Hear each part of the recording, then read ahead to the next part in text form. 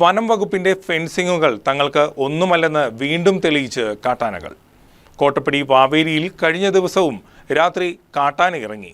വൈകിട്ട് 7 മണിയോടെ എത്തിയ കാട്ടാനകൾ പുലർച്ചെയാണ് തിരികെ കാടുകയറിയത്.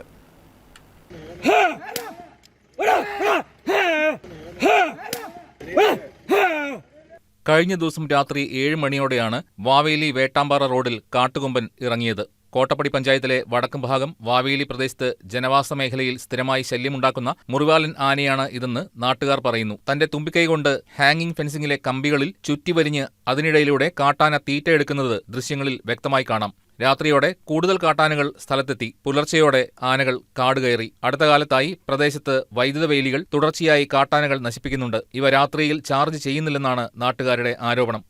അയിനിച്ചാൽ മുതൽ പാണിയേലി പോര് വരെയുള്ള ഏകദേശം 30 മീറ്ററോളം വരുന്ന സോളാർ ഹാങ്ങിങ് ഫെൻസിങ്ങിൻ്റെ കരാർ പ്രവൃത്തി ഏറ്റെടുത്തിട്ടുണ്ട്.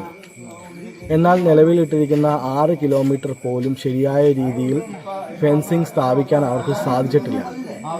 അതിൻ്റെ ഫലമായി കഴിഞ്ഞ കുറച്ച് ദിവസങ്ങളായി ഈ പ്രദേശത്ത് വല്ലാത്ത കാട്ടാന ശല്യമാണ് അനുഭവപ്പെടുന്നത്.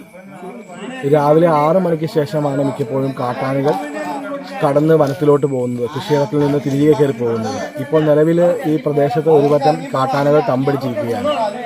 ഇതിന് പ്രധാനമായിട്ടൊരു മുറിവാലനാന ഫോറസ്റ്റുകാരെയും അതുപോലെ തന്നെ നാട്ടുകാരെയും ഭയപ്പെടുത്തിക്കൊണ്ട് ഒരു കൂസലുമില്ലാതെ നാട്ടിലോട്ട് ഇറങ്ങാൻ ഭാവിച്ചുകൊണ്ട് നടക്കുകയാണ്. കഴിഞ്ഞ ദിവസം ആ ആന ഇവിടെ അടുത്തൊരു വീട്ടിൽ വന്ന് ജനൽച്ചില പൊട്ടിക്കുകയുണ്ടായി. നബാർഡിന്റെ സഹായത്തോടെ സംസ്ഥാന സർക്കാരും വനംവകുപ്പും സംയുക്തമായിട്ടാണ് ഹാങ്ങിംഗ് ഫെൻസിംഗ് സ്ഥാപിച്ചിരിക്കുന്നത്. കാട്ടാന ശല്യം കൊണ്ട് പൊറുതിമുട്ടിയ വാവേലിയിലെ ജനങ്ങൾ സർക്കാർ സംവിധാനങ്ങളുടെ കെടുകാര്യസ്ഥത മൂലം നാടുവിടാനുള്ള ഒരുക്കത്തിലാണ്. News desk KCV news.